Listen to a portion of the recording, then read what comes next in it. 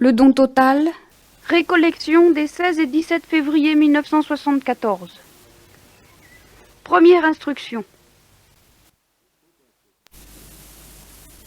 On peut être dispensé, si j'ose dire, de la folie, de la chasteté, de la pauvreté, de l'obéissance qui écoute les conseils évangéliques et qui fait des vœux en conséquence. Est-ce qu'on est dispensé? C'est une question qui n'est pas si simple.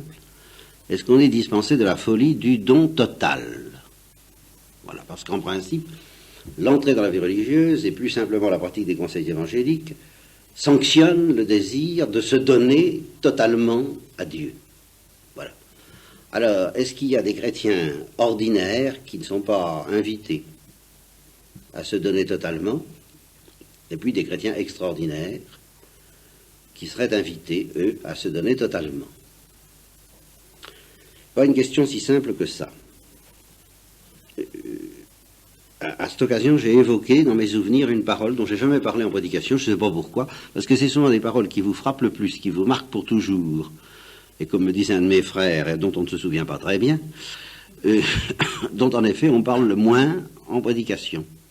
Il s'agit du père Lieberman, le fondateur des Pères du Saint-Esprit, des missionnaires, qui était un grand directeur de conscience devant l'Éternel, très, très célèbre à ce titre-là, et qui a écrit des lettres de direction très remarquables. Il y a deux choses qu'il dit qui m'ont frappé dans sa direction. Alors, il dit une des choses qui paralyse le plus les âmes. En ce temps-là, on parlait des âmes. Je m'excuse, n'est-ce pas? Ça, c'est un petit peu vieillot. Oui, le terme, pas la chose.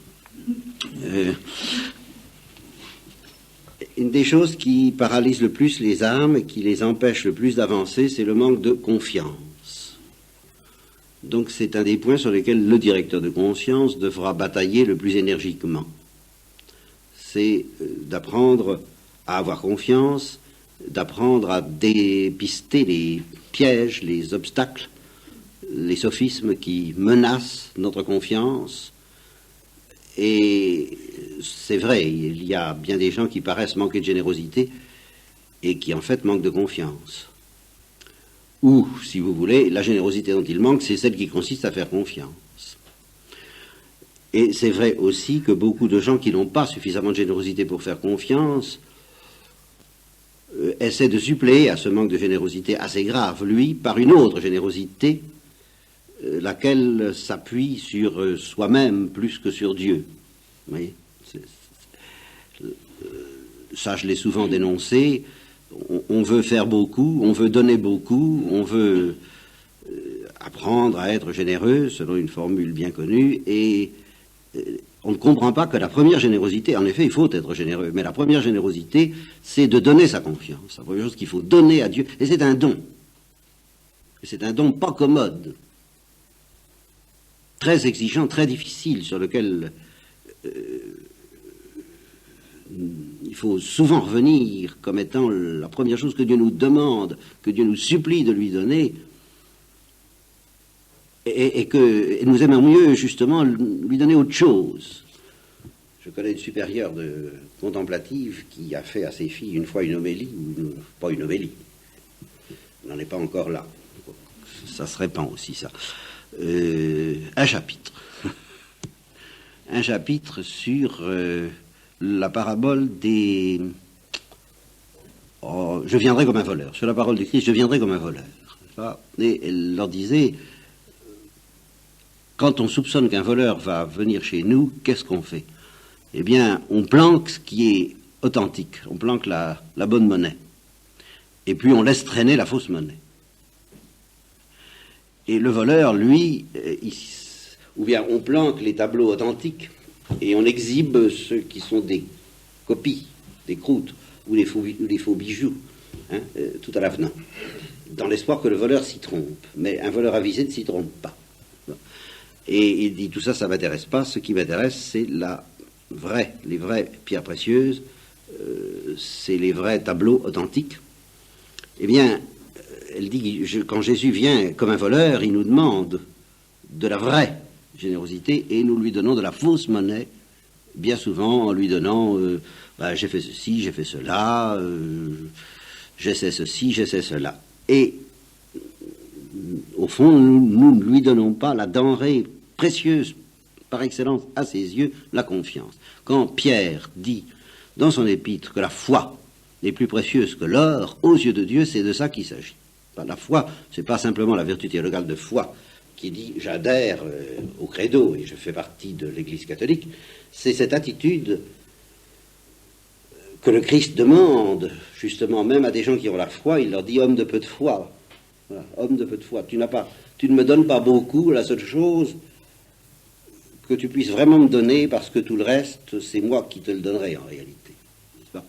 Que de fois je vous ai dit cela, que l'amour, c'est Dieu qui nous le donne, et la générosité, le courage, tout ce qu'on voudra, tout ce que nous voudrions nous lui donner, c'est nous qui nous le donne en fait. Et nous devons reconnaître avec saint Augustin que quand il couronne les saints, il couronne ses propres dons, y compris d'ailleurs le don de la foi. Mais le don de la foi a ce privilège très remarquable d'être le premier, en ce sens que malgré tout, c'est pas seulement quelque chose que Dieu nous donne, c'est aussi quelque chose que nous donnons à Dieu. Nous lui ouvrons comment est-ce qu'on appelle ça? Un crédit illimité, vous voyez, nous lui signons un chèque en blanc. Et vraiment, nous lui donnons ça. Et nous avons le pouvoir de le lui donner ou de le lui refuser. Alors le père Lieberman disait, ben voilà, c'est autour de ça que un directeur de conscience doit apprendre très vite à expérimenter que c'est le premier combat. Et il ne doit pas, le directeur de conscience, se laisser détourner, divertir, comme le démon en a l'intérêt, de ce combat par d'autres combats. Et les gens viennent vous poser des quantités de problèmes. Et le directeur de conscience, d'après le père Lieberman, il doit avoir l'intrépidité douce, suavitaire, ac fortiter, mais tenace et impitoyable à sa manière, enfin, qui ne se laisse pas avoir, de ramener toujours le sujet qui vient, l'âme qui interroge au problème de la confiance. Tant qu'il ne sent pas, et c'est la première chose, il doit porter un diagnostic. Est-ce que la dose de confiance que Dieu demande à cette âme est vraiment donnée? Oui ou non? Si elle n'est pas donnée, c'est pas la peine de poser les autres problèmes. Enfin, on peut les poser parce qu'il faut bien qu'on vive. Mais enfin, moi, directeur de conscience, c'est pas ça. Je peux pas faire grand-chose tant que la dose de la confiance nécessaire pour aborder les autres problèmes n'est pas atteinte. Tu n'as pas confiance en moi. Quand le Christ dit à ses apôtres, vous n'avez encore rien demandé en mon nom, bon, eh ben, c'est ça que ça veut dire, vous n'avez pas confiance. Vous êtes des hommes de peu de foi, vous ne savez pas ce que ça veut dire. Alors vous vous inquiétez de ceci ou de cela. Par exemple, Pierre, on pourrait faire toute une méditation sur les eaux sur lesquelles Pierre a marché, et puis dire comment faire pour marcher sur les eaux. Il faudrait analyser la nature chimique de l'eau, la résistance de l'eau. Faut savoir les cas où il y a des orages et où il n'y en a pas. Enfin, faut pas s'enfoncer imprudemment sur les eaux. Faut calculer le moment où, n'est-ce pas? Comme s'il y avait un moment où on puisse marcher. Un seul où on puisse marcher dessus. Alors, et cependant, c'était l'erreur de Pierre. C'est inouï comme erreur, n'est-ce pas? Il est pris par l'amour du Christ qui lui dit viens, et il vient vers le Christ et il marche sur les eaux. Bon. Seulement, au début, le temps est calme et les eaux sont calmes. Alors ça lui paraît quand même extraordinaire de marcher sur les eaux, mais enfin, il y croit, à peu près. Hein? Alors vient une tempête, il n'y croit plus. Il n'ose plus, il a peur. Il n'a pas peur quand il fait beau. Et il a peur quand il fait mauvais. Comme si c'était pas aussi extraordinaire de marcher quand il fait beau, quand il fait mauvais. Hein, eh bien, non. C'est ça. Alors il s'imagine que le problème est de savoir s'il fait beau. Vous comprenez? Et que Dame s'imagine que le problème est de savoir s'il fait beau. Mais le problème n'est pas de savoir s'il fait beau. Car il n'avait pas plus confiance quand il faisait beau qu'après. Seulement, la seule différence entre la confiance de Pierre quand il faisait beau, puis la confiance quand il a fait pas beau, quand ça s'est troublé, quand il a commencé à enfoncer, c'est que quand il a fait beau, il s'est imaginé avoir totalement confiance. Il était dans l'illusion. Tout en étant très heureux d'aller vers le Christ, parce qu'il avait eu foi dans sa parole, mais aussitôt qu'il a constaté que ça marchait, il a dit, ben je marche sur les eaux. Et inconsciemment, il a dû dire, c'est quand même pas mal ce qui m'arrive. Hein. C'est pas à tout le monde que c'est donné, ce truc-là. Hein. Bon. Et alors, il a eu confiance en lui, tout en ayant confiance dans le Christ. Mais c'était pas pur. Et alors, quand ça s'est mis à ne plus marcher très bien, et quand il s'est mis à enfoncer, alors il a découvert qu'en fait, il n'avait pas assez confiance pour tenir le coup dans cette situation. Mais il n'a pas compris qu'au fond, il avait autant confiance qu'avant, c'est-à-dire aussi peu, mais pas moins. Et que la tempête n'a fait que dévoiler combien peu il avait confiance, alors qu'avant, il croyait avoir très confiance. Et voilà pourquoi la plupart des gens nous posent des problèmes d'orage ou pas d'orage, hein, ou de fatigue ou pas de fatigue. C'est possible d'y arriver ou c'est pas possible d'y arriver. Et alors il vous démontre que aimer Dieu, avoir confiance, pratiquer à la fois les torts et la chasteté, ça va bien dans certaines conditions. Ils croient ça, mais ça va pas du tout. Mais alors dans d'autres conditions, ils disent je ne peux pas. Eh bien je conteste et je transcris en vérité, je dis non, dans certaines conditions, il est possible d'avoir l'illusion d'avoir vraiment la foi, l'espérance et la charité, tandis que dans les conditions que vous dites, où ça va pas, vous êtes fatigué, vous êtes énervé, puis c'est les orages, et puis c'est très compliqué, puis vous avez affaire à des gens impossibles, alors là, il est impossible d'avoir l'illusion. Voilà. Dieu vous enlève vos illusions. Alors vous découvrez, grâce à ces événements qui vous donnent l'impression de vous arracher de Dieu, vous découvrez ce que ça signifie, ce que c'est exigeant d'avoir confiance. Et alors vous êtes obligé d'avouer, je croyais avoir confiance. Je croyais ma serviette blanche, n'est-ce pas? Je croyais que mon âme était blanche, mais ce n'était pas la blancheur divine. Hein? C'était pas ça. Alors quand on commence à comprendre ça et qu'on ne se laisse pas duper, piper par cette tentation constante que le démon il n'a pas du tout envie qu'on prenne conscience que le seul problème est celui de la confiance. Quelqu'un qui a compris ça, il passe de très sales moments. Mais il est sauvé. Il s'en sortira. Le démon le sait très bien. Donc le seul espoir du démon, c'est que quelqu'un ne comprenne pas ça. Et que par conséquent, ce quelqu'un mette les difficultés qu'il peut avoir sur le compte de ceci ou de cela, mais pas de son manque de confiance, même et surtout quand ça va bien. Car peut-être que quand ça va mal, on n'a pas confiance en Dieu, mais au moins, on n'a pas confiance en soi. Tandis que quand ça va bien, on n'a pas plus confiance en Dieu, mais on a beaucoup plus confiance en soi. Alors là, le démon peut s'amuser. À moins que la personne comprenne que même quand ça va bien, sa confiance n'est pas ce qu'il devrait être, et que le seul problème pour avancer, c'est de demander à Dieu, je crois Seigneur, mais viens au secours de mon incrédulité. Apprends-moi ce que c'est que la confiance parfaite, dont Thérèse de l'Enfant Jésus disait, c'est par la confiance, et rien que la confiance, et rien que la confiance en rien que Dieu. Rien que la confiance en Dieu seul, que nous devons aller à Dieu. Quelqu'un qui a compris ça, eh bien, je dis, il est tiré d'affaire. Mais à quel signe pourrons-nous reconnaître que quelqu'un a compris ça, si ce n'est pas la Sainte Vierge, évidemment, si c'est quelqu'un et comme la Sainte Vierge, ou quelques analogues inférieurs de la Sainte Vierge, tels que Thérèse de l'Enfant Jésus, sera bien d'accord avec ce que je dis, ne vous inquiétez pas. Mais si ce n'est pas le cas, alors le test auquel on pourra reconnaître que quelqu'un a compris ça, c'est cette espèce de désespoir qui nous envahit parce que nous n'arrivons pas à avoir et à donner à Dieu la confiance qu'il faudrait lui donner. Si on ne passe pas par là, on ne sait rien, comme dit l'Écriture. L'homme qui n'a pas été tenté, et c'est ça la grande tentation, c'est la tentation du désespoir, il n'y en a qu'une. Le reste, ce sont des plaisanteries. Tant qu'on n'a pas connu la tentation du désespoir, à moins d'être la Sainte Vierge, et peut-être même en un sens si on est la Sainte Vierge, mais alors ça, c'est un sens très mystérieux dont je ne vous parle pas ici, c'est le sens du mystère de la croix. Mais tant que, donc, on n'a pas connu la tentation du désespoir, parce que justement on découvre qu'on n'est pas capable de faire confiance en Dieu comme Abraham, ben, que ce que Dieu a demandé à Abraham, nous serions incapables de le lui donner. Or, qu'est-ce que Dieu a demandé à Abraham? D'espérer contre toute espérance. C'est tout. Il ne lui a pas demandé des choses extraordinaires. Il ne lui a surtout pas demandé de ne pas aimer son fils. Et il ne lui a surtout pas demandé de renoncer à son fils au sens de se désintéresser, de dire, bon, bah tant pis, c'est fini, il n'y aura pas de fils. C'est surtout pas ça qu'il lui a demandé, mais d'avoir confiance envers et contre tout, et jusqu'au bout. Contre toute espérance. Eh bien, quelqu'un qui comprend que c'est quelque chose d'inouï que Dieu nous demande là, mais quelque chose d'absolument impossible à offrir, il est dans la vérité. Et il peut commencer à bâtir sur le roc.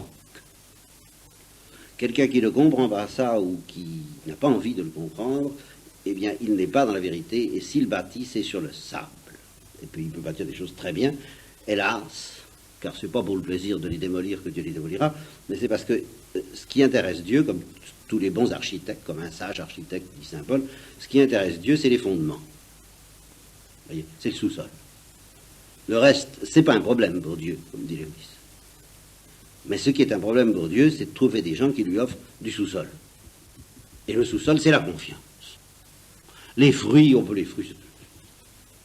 C'est pas un problème, ça, les fruits. Mais la confiance, ah oui, ça, c'est un problème. Donc, quelqu'un qui comprend ça, il passera un très mauvais moment qui peut durer 10, 20, 30 ans, je ne sais pas. Je ne peux pas vous dorer la pilule. Mais il fera son purgatoire sur la terre, c'est à peu près garanti. Quelqu'un qui se détourne de comprendre cela, il bâtit sur du sable et par conséquent, il risque de ne pas faire son purgatoire sur la terre parce qu'il n'y a que ça d'intéressant à faire sur la terre, c'est son purgatoire. Ceci est un commentaire sur la première parole dont je me souviens du Père Lieberman, à savoir la première chose qu'il faut essayer de donner aux âmes, c'est la confiance, la denrée qui manque le plus pour tout progrès, c'est la confiance. Et c'est pour ça que quand j'ai affaire à quelqu'un dont je sens que, à travers les difficultés que cette âme a, elle est prête à admettre que c'est ça vraiment qui lui manque le plus, bon, ben ça va, on peut faire du bon travail. Mais si c'est quelqu'un qui ne voit pas ça et qui imagine toutes sortes d'autres problèmes et qui ne se laisse pas, qu'il faut ramener, et qu'il faut ramer pour la ramener à ça, eh bien moi, je n'ai rien à faire avec elle. Parce que Jésus-Christ n'a rien à faire avec elle. Que d'attendre et de l'aimer et de prier pour qu'elle se décide à comprendre que. Voilà. Et alors ça, c'est plus le travail du directeur de conscience, c'est le travail de la providence, du Saint-Esprit, des anges gardiens, de la Sainte Vierge, enfin de tous ces gens-là qui font très bien ce travail. Moi, en tous les cas, moi, pauvre instrument de la providence, je ne peux pas faire ces choses-là, moi. Alors ça me dépasse. C'est pas ramener à l'essentiel quelqu'un qui ne veut pas voir l'essentiel, ça, alors là, c'est pas la peine, j'insiste pas. Bon, ceci est un commentaire sur la parole du Père Lieberman. La première chose qu'il faut vérifier, c'est qu'on a confiance en Dieu et c'est une grosse affaire. La deuxième, alors, que j'ai retenue de ce qu'il dit, c'est que la première chose qu'il faut essayer. Alors, là, la confiance, il le désigne comme étant ce qui fait que ça ne va pas. Il dit, la cause pour laquelle ça ne va pas, c'est surtout un manque de confiance. Voilà. Et c'est pour ça qu'il faut avoir une grande pitié. C'est dans un sens de miséricorde, de patience, de bonté, il ne faut surtout pas, justement, ajouter au découragement. Au fond, les âmes sont foncièrement découragées, sauf celles qui ne veulent pas avouer qu'elles le sont. C'est pour ça. Alors là, celles-là, c'est une autre histoire. Mais celles dont on sent qu'au fond, elles sont très découragées et que c'est pas trop difficile à être en face de leur découragement profond et qui sont prêtes à reconnaître que c'est une maladie. Alors, il ne faut pas en remettre. Il ne faut pas l'enfoncer la tête sous l'eau. Et en particulier, il y a un mot qu'il faudrait, pour ainsi dire, pas leur dire, c'est courage. Voyez-vous, parce que précisément, ces âmes sont désespérées d'en manquer. Alors vous comprenez, c'est comme si vous disiez à quelqu'un qui n'a plus le sou, allez, payez. J'ai pas le sou. Non, payez. Allons, un effort. Faites un effort pour payer, enfin. Alors qu'est-ce qu'il faut leur dire, c'est mais allez à l'endroit où vous allez pouvoir recevoir d'argent. Allez à la source. Allez vous faire consoler, allez vous faire nourrir, venez et achetez pour rien, vous voyez, comme dit le prophète Isaïe, je crois. Il y a des lieux, il y a des sources qui sont gratuites, l'Église vous les donne, Mais commencez déjà par vous nourrir, par recevoir, ne vous tracassez pas tellement de ce que vous allez donner. Vous êtes pauvre, vous êtes nu, vous êtes en dessous. Mais on va s'occuper de vous si vous voulez bien comprendre que c'est la première chose à faire. Car là aussi, on se trouve souvent en face de gens qui... Imaginez quelqu'un qui vient d'être renversé par une voiture, qui boite, qui a la fièvre, qui marche comme ça, puis qui respire comme ça, puis qui dit il faut que j'aille entraîner les coureurs de Paris-Londres. Hein? Eh bien, allez donc à l'hôpital d'abord. Mais c'est que c'est pas si facile que ça de les convaincre. Parce que justement, ils veulent pas savoir qu'ils ont besoin de recevoir avant de donner. Enfin, tout ça à propos donc de cette parole du Père Libertin, dont je ne pensais pas vous parler, puisque je pensais vous parler de la seconde. La première chose qu'il faut essayer d'obtenir de ceux qui viennent à vous, c'est le don total. Voilà. Vous avez commencé à faire quelque chose quand vous avez obtenu le don total. Ah, alors qu'est-ce que c'est que cette histoire-là? Qu'est-ce que ça veut dire le don total? Ben, ça va pas être facile de m'expliquer là-dessus. D'une certaine manière, ça va être tout le sujet de cette réco, peut-être de la suivante. Et on parlera du même coup des conseils évangéliques. Il y a une osmose entre la notion de don total et la notion de conseil évangélique. Mais avant même de nous demander ce que c'est et ce que ça n'est pas, car je vous assure que c'est pas si facile à comprendre que ça, et deux remarques. Celle que je vous ai faite tout à l'heure, que je redis en passant. Don total et confiance sont indissociables et sont faits l'un pour l'autre, deux frères. C'est comme l'aveugle et le paralytique, l'un doit s'appuyer sur l'autre. Et chacun offre, l'aveugle offre, l'aveugle offre ses yeux, c'est une vue très surnaturelle, alors ça, il offre sa misère par rapport aux yeux. L'aveugle offre son corps, son effort, ses capacités de mouvement, et le paralytique offre son regard, sa vue. Bien. Eh bien, le don de soi et la confiance se soutiennent l'un l'autre, le don total, plus exactement, je dis bien le don total. Pour se donner totalement, il faut avoir confiance, évidemment, en celui à qui on se donne. La moindre méfiance va rendre... On aura beau avoir beaucoup de générosité, beaucoup envie de se donner totalement, si on n'a pas totalement confiance, eh bien, l'élan du don généreux, l'élan de l'amour va être freiné, paralysé, ça ne va pas être possible. Faute de confiance, et c'est ce que disait le Père Libertin. Mais inversement, pour arriver à la perfection de la confiance, pour que la confiance devienne totale, comme je vous le suggérais tout à l'heure, évidemment, on n'y arrivera pas sans que, en même temps, le don soit total. Parce que c'est... Alors, comment ça s'arrange? Eh bien, en gros, si vous voulez, il faut d'abord percevoir un peu que Dieu nous aime, et ça commence par de la confiance. Sous la motion de cette confiance, eh bien, on se donne, et au fur et à mesure qu'on se donne, la confiance augmente. Voilà. Au fur et à mesure qu'on se donne soi, la confiance augmente. Et il y a des résidus de difficulté à avoir confiance qui ne pourront être résolus que par le supplément de générosité qui fait qu'on se donne totalement. Simplement, il faut savoir que la chose la plus difficile à donner, pour que le don arrive à être total, c'est précisément la confiance. C'est pour ça que ça se tient. Bon, c'est ma première remarque. Alors, la seconde, là, je la puise dans Lewis, elle est tout à fait capitale. Je vous disais à propos des conseils évangéliques, je vous l'ai dit à propos de chaque conseil évangélique, il y a une sagesse obligatoire et une folie facultative.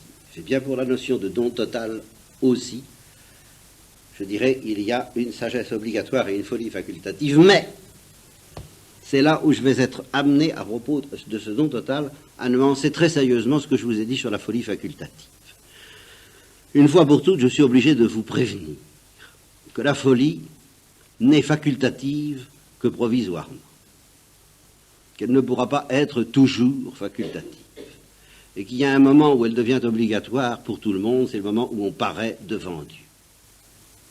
À ce moment-là, nous sommes dans la situation des anges et de nos premiers parents, auxquels Dieu dit toujours veux-tu, et en ce sens c'est facultatif, en ce sens qu'il s'adresse au plus intime de notre liberté, qu'il ne s'agit pas d'un acte que nous faisons parce qu'il faut, mais parce que nous voulons du fond de notre être le faire.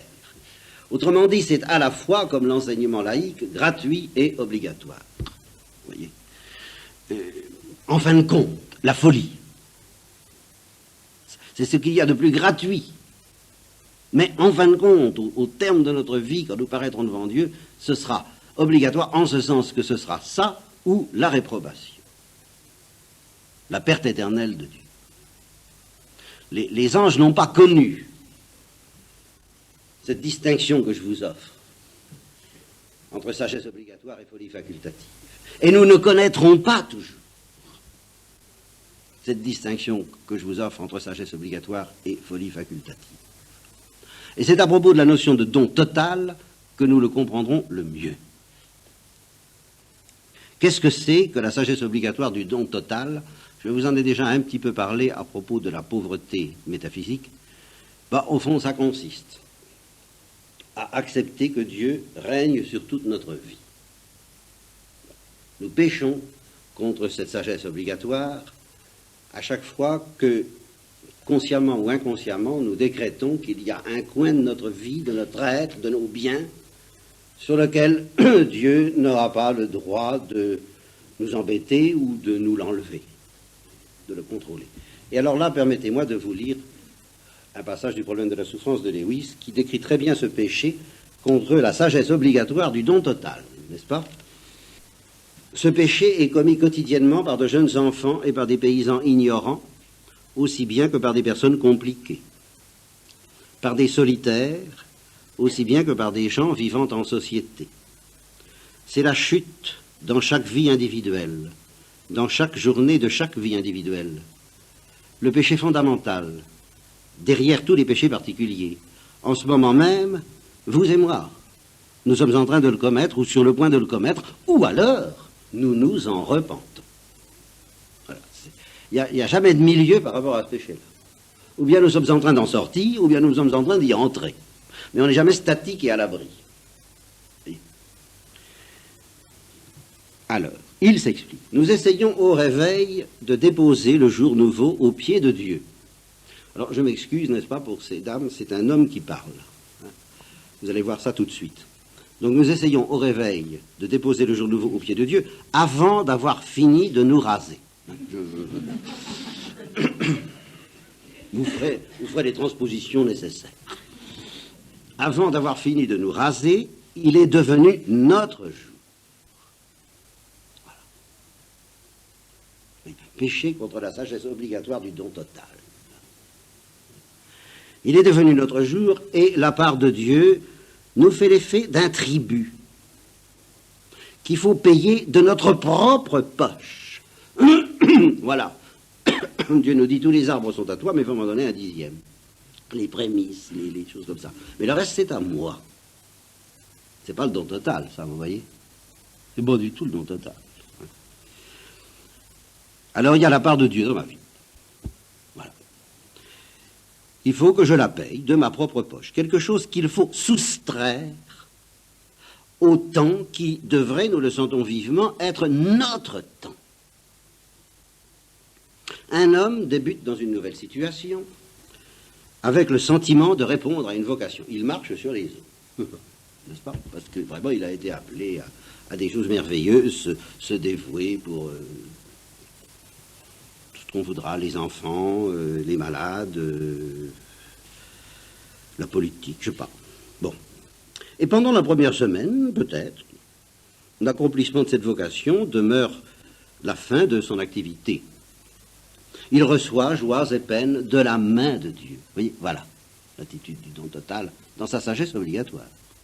Il reçoit joies et peines de la main de Dieu comme elles viennent, comme des accidents. Mais la seconde semaine, Il commence à être à la cool.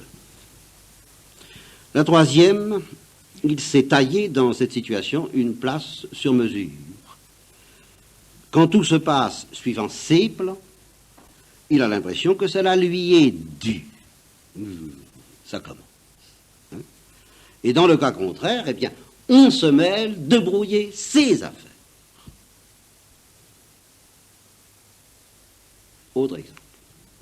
Un amoureux, obéissant à un mouvement tout à fait spontané, rempli peut-être de bonne volonté aussi bien que de désir, ce qui ne veut pas dire l'oubli de Dieu. Lewis, qui est instinctivement thomiste, sent très bien que c'est une catastrophe intellectuelle démente d'opposer la convoitise et l'oblativité.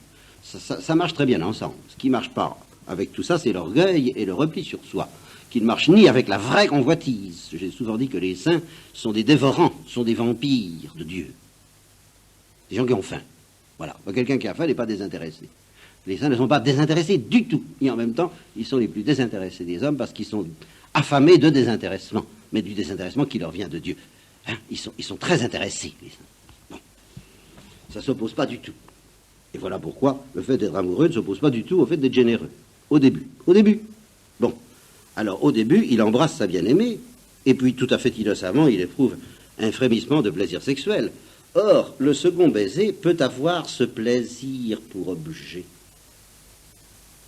Peut-être un moyen, enfin, disons une retombée radioactive, prise pour une fin. Le premier pas vers cet état où l'on considère son semblable comme une chose, comme une machine, dont on use pour son plaisir ou pour son intérêt, ou pour une valeur qu'on a posée comme étant digne d'être servie et à laquelle en fait on s'est identifié. Et ainsi c'est fini du don total, même en ce qu'il a d'obligatoire. C'est ainsi que la fleur de l'innocence, l'élément d'obéissance et la disposition à accepter tout ce qui vient, voilà la sagesse obligatoire que tous les spirituels reconnaîtront. Hein. Je ne fais que vous dire ce que d'autres vous diront autrement. Bah oui, il faut prendre les choses comme venant de la main de Dieu, il faut s'abandonner, il faut servir, et non pas se servir. Bon. Donc c'est ainsi que la fleur de l'innocence disparaît de toute action. Des réflexions qu'on a entreprises en vue de Dieu, au début, comme celles que je vous fais. Mais je suis... Vous savez, ce texte m'intéresse, je le comprends très bien du dedans. Très, très bien.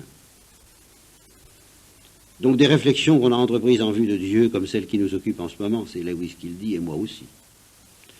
On les poursuit comme si elles étaient des fins en elles-mêmes. Et puis comme si le plaisir que nous avons à penser en était le but. Et finalement, comme si notre orgueil ou la célébrité en était ce but. Ainsi, tout le long du jour et tous les jours de notre vie, nous glissons, nous patinons, nous dévions, nous retombons. Comme si Dieu, c'est-à-dire comme si le don total obligatoire, comme si ce don total obligatoire à Dieu était pour notre conscience actuelle un plan incliné, lisse, sur lequel nous n'avons aucune prise. Et en vérité, notre nature est maintenant telle que nous glissons inévitablement. Et Lewis n'est pas dramatique, ni dramatisant.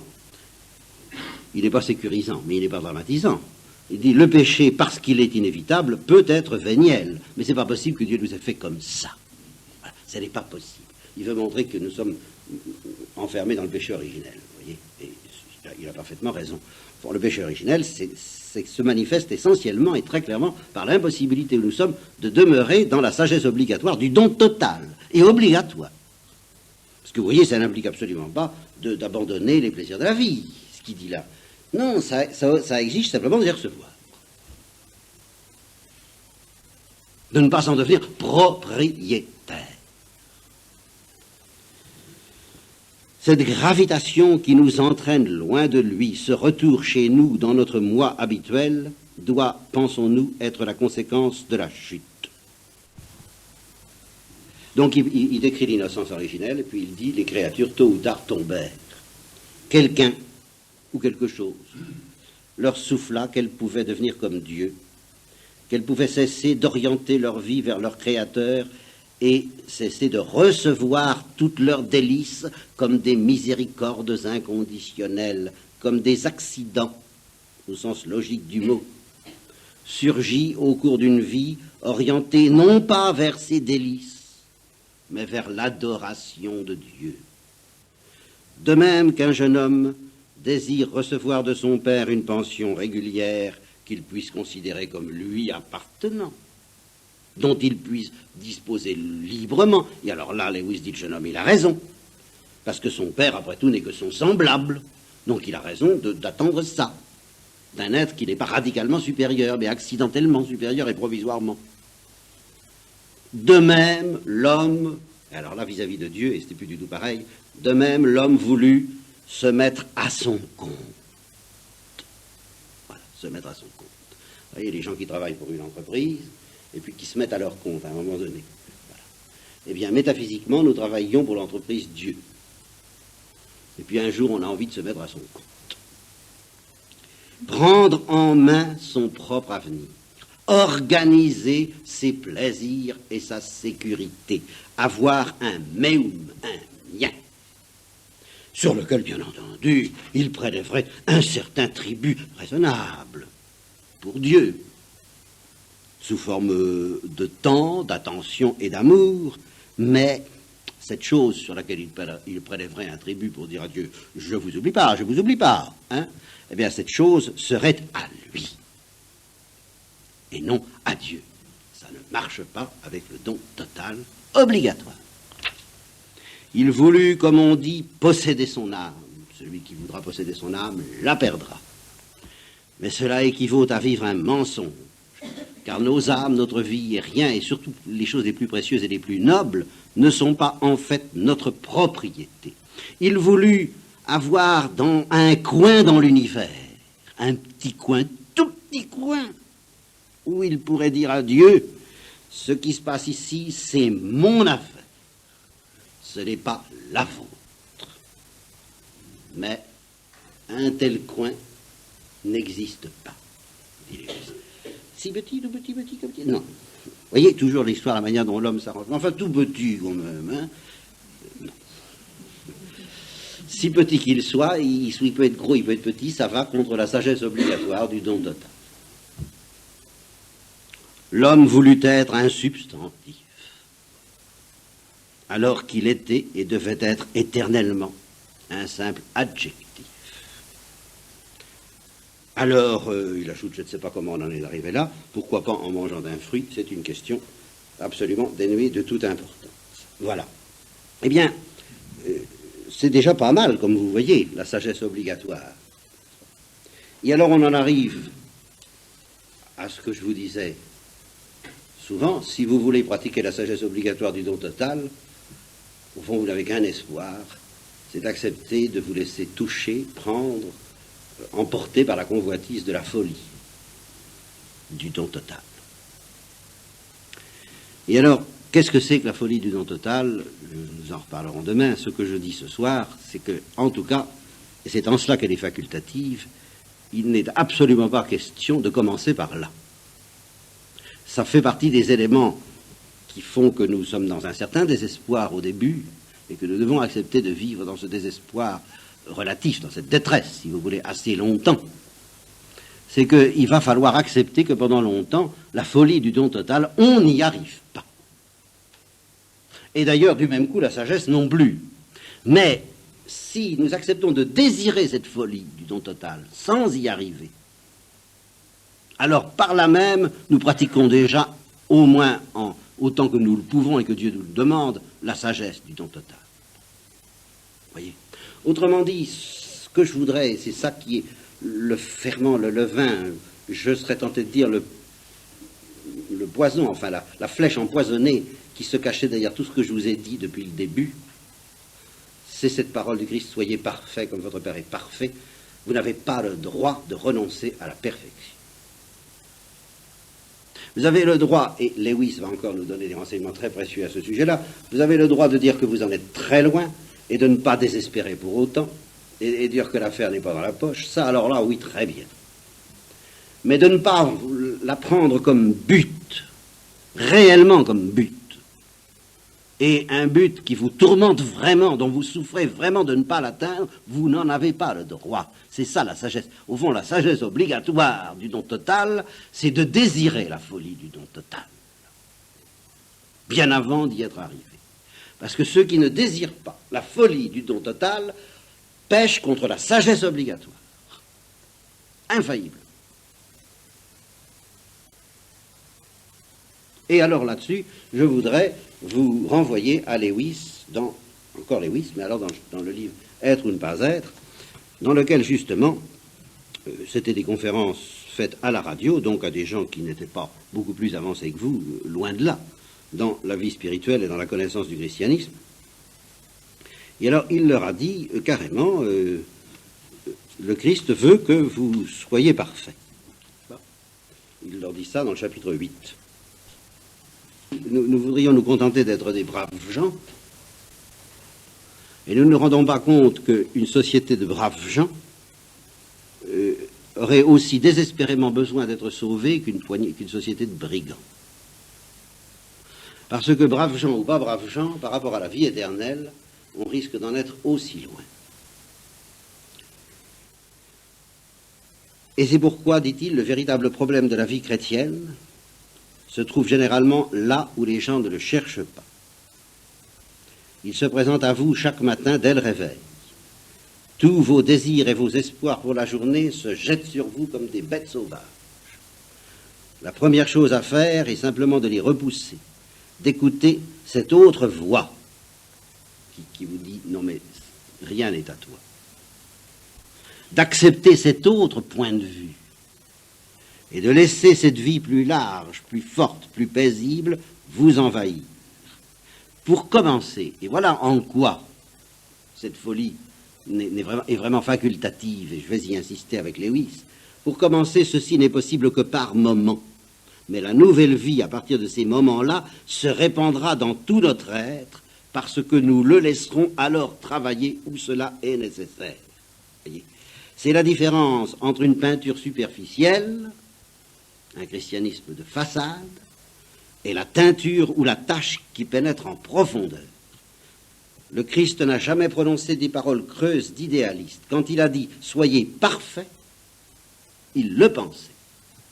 Il pensait que nous devions faire la cure tout entière. C'est difficile, mais l'espèce de compromis après lequel nous languissons est plus difficile encore. Il est même impossible. C'est difficile pour un œuf de devenir un oiseau. Ce serait beaucoup joliment... Hein, c'est difficile. Mais essayer de voler tout en restant un œuf, alors là, bon, eh bien, au fond, c'est ça. Nous sommes tous comme des œufs. Eh bien, on ne peut pas rester indéfiniment des œufs. En bon état, un bon œuf. Ça me suffit. Il faut ou bien se laisser couver, et alors il y aura le déchirement indescriptible de notre être sous la pression de la vie qui éclate et qui ne supporte pas les limites de l'œuf, ni la dureté de la coquille, ou bien pourrir.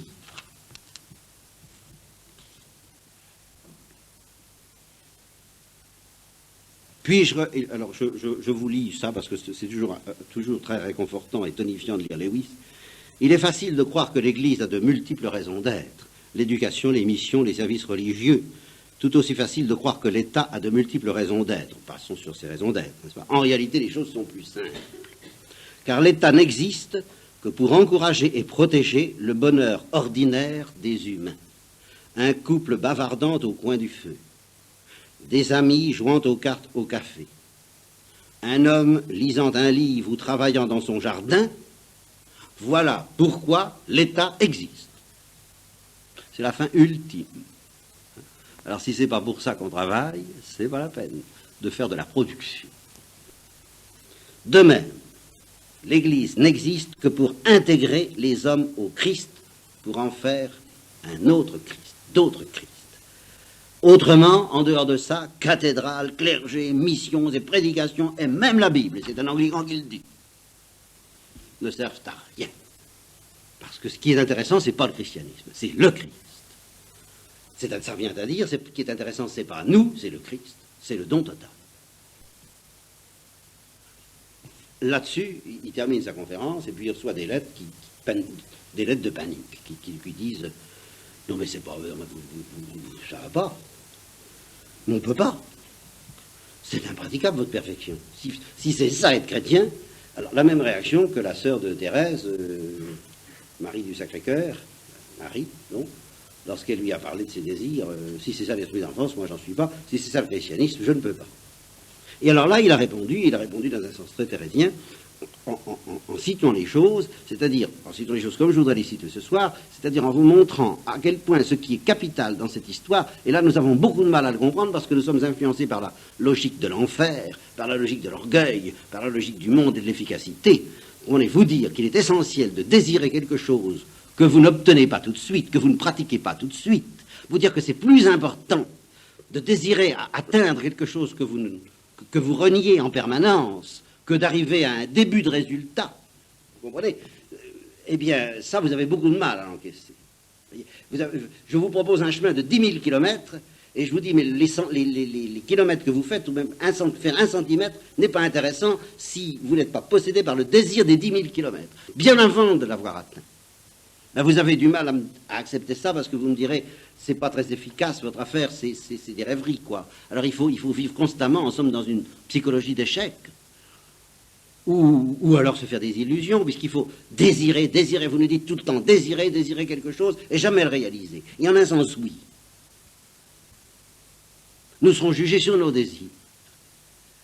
Et quelqu'un qui mourrait, c'est d'ailleurs quand le Christ dit les publicains et les femmes de mauvaise vie passeront avant vous, ça veut dire que bien leur détresse humaine a pu creuser en elle un tel désir de changer, un tel dégoût d'elle-même, qu'au dernier jour, Dieu sera dans la joie de satisfaire ce désir au-delà de tout ce qu'ils avaient pu rêver. Et quelqu'un qui arrive en ayant cru bien faire et puis qui n'a pas de désir,